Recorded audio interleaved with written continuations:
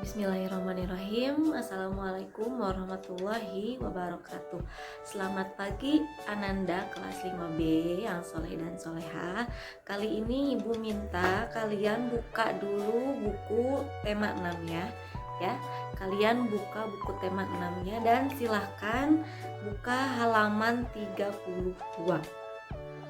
Nah, sudah dibuka. Di situ ada teks mengenai konvensi hak-hak anak. Ya, apa itu konvensi? Jadi konvensi itu adalah peraturan ya yang dibuat oleh PBB.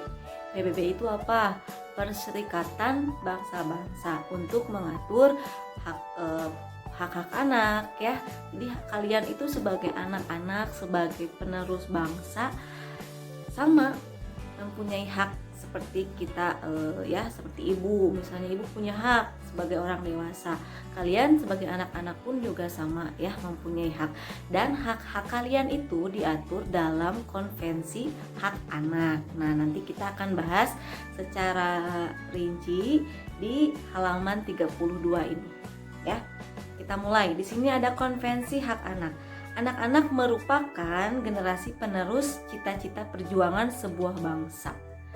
Ya, oleh karenanya kebutuhan untuk tumbuh dan berkembang dalam kehidupan anak harus diutamakan. Jadi yang sebetulnya harus diutamakan itu bukan hak-hak ibu, ya hak-hak orang dewasa, tapi yang paling tidak kalah penting, hak-hak dari kalian, hak-hak anak juga itu harus diutamakan.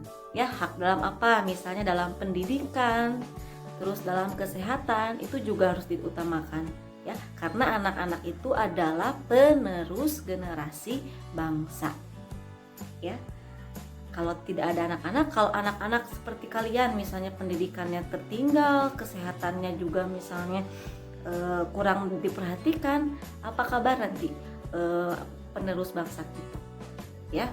Maka itu kalian sebagai anak-anak, sebagai penerus bangsa ini, maka pendidikannya, kesehatannya, dan hak-hak yang lainnya itu harus diperhatikan dan diutamakan ya. Tuh. Jadi tidak hanya itu, kalian juga harus bersyukur. Bersyukurnya apa? Karena tidak semua orang beruntung apa bisa mendapatkan kesehatan yang layak, tidak semua anak bisa mendapatkan pendidikan yang layak ya. Jadi kalian itu harus bersyukur, walaupun sekarang dalam masa pandemi ini kita masih diharuskan belajar di rumah ya, tidak boleh ke sekolah, tidak boleh bertemu dengan teman-teman, tapi kalian harus tetap bersyukur karena tidak semua anak bisa belajar seperti kalian ya. Ada beberapa anak yang misalnya kurang beruntung ya dalam dalam pendidikannya, mereka tidak bisa sekolah ya, mereka harus membantu orang tua bekerja, atau mungkin ada beberapa anak yang keterbatasan fisik ya, jadi mereka tidak bisa bekerja, tidak bisa pergi ke sekolah, tidak bisa melakukan aktivitas seperti kalian. Jadi kalian itu harus selalu bersyukur ya. Tuh. Nah, lalu konvensi hak anak ini dibuat oleh siapa? Seperti yang sudah ibu katakan tadi, bahwa ya di sini ada, di dalam teks ini ada. Jadi oleh karenanya Perserikatan Bangsa-Bangsa atau di dalam kurung PBB ya, mensahkan Konvensi Hak-Hak Anak pada tanggal 20 November 1989. Konvensi ini bertujuan untuk memberikan perlindungan terhadap anak dan menegakkan hak-hak anak di seluruh dunia. Jadi dimanapun anak-anak, mau itu kalian di Indonesia, di India, misalnya di Cina, semua mempunyai hak yang sama. Ya, semua mempunyai hak yang sama, terutama terlebih setelah adanya konvensi hak anak ini. Nah, lalu apa saja hak-hak anak itu? Di sini ada 4 ya. Hak yang pertama, hak kelangsungan hidup. Jadi kalian itu berhak untuk melangsungkan hidup kalian. Di sini ada apa?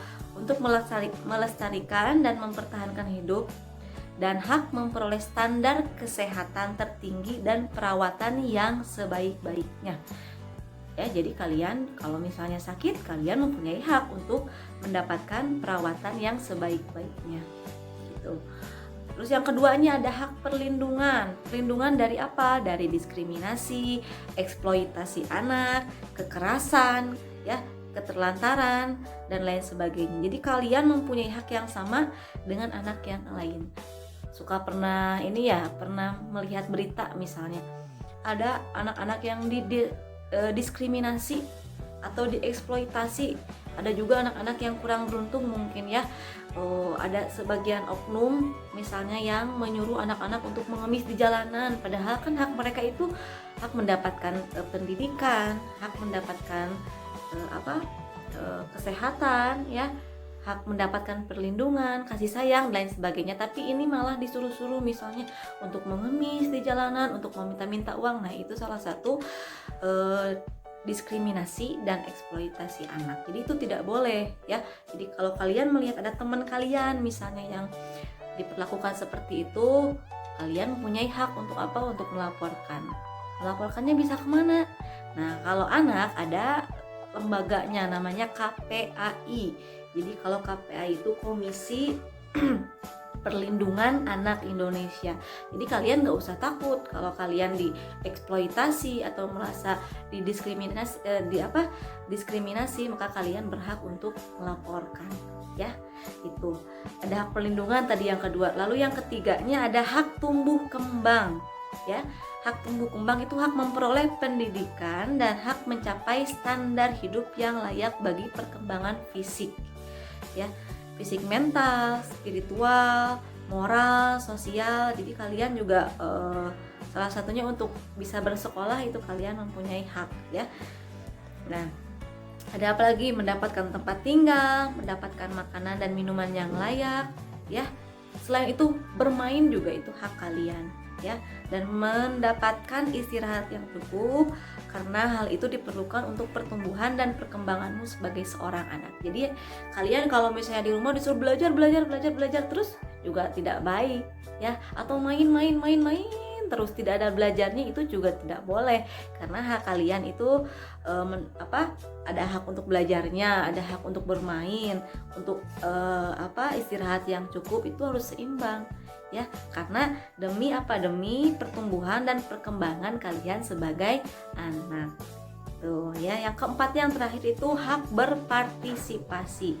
Hak untuk apa? Hak untuk menyatakan pendapat misalnya dalam segala hal yang mempengaruhi tentang anak-anak tentunya ya. Terus kamu juga mempunyai hak-hak untuk mendapatkan informasi yang sesuai dengan usia ya. Ingat, yang sesuai dengan usia. Kalau misalnya kalian buka YouTube tuh ya, nah ini yang bahaya. Jadi kalau kalian membuka YouTube atau media sosial, itu harusnya kalian dalam pantauan orang tua ya.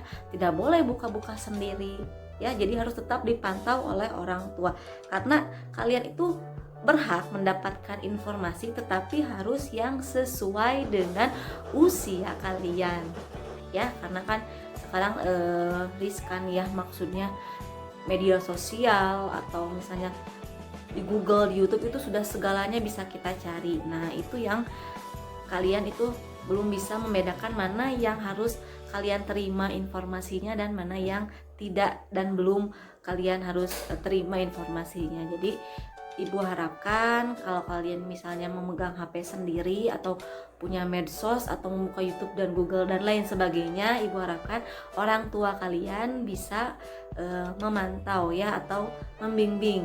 Jadi jangan sendiri, nggak boleh sendiri ya. Nah itu, nah di sini tadi, jadi kan di konvensi anak ini khusus membahas tentang hak-hak anak ya. Jadi kalian sebagai anak juga punya hak nih, punya haknya yang tadi yang sudah Ibu sebutkan itu ya. Nah supaya kalian ingat, di sini ada tepuknya, ada tepuk hak anak. Tadi ada berapa kan? Ada 4 ya. Ada hak keberlangsungan hidup, hak perlindungan, hak tumbuh kembang, dan hak partisipasi. Nah di sini juga ada tepuknya ya. Tepuknya bagaimana?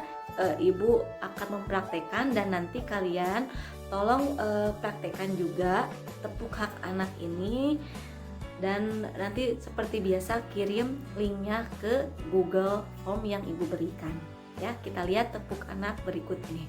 Tepuk hak anak.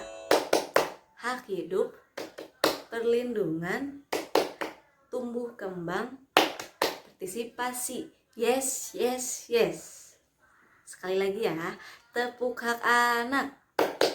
Hak hidup, perlindungan, tumbuh kembang, partisipasi. Yes, yes, yes.